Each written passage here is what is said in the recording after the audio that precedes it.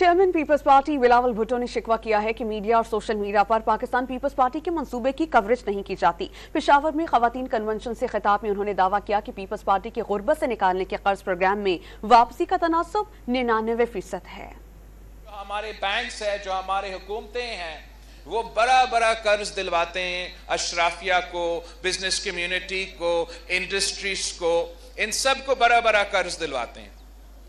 और वो लोग जो है वो फिर अपने कर्ज माफ करवा देते हैं या वो अपना कर्ज वापस नहीं दे देते।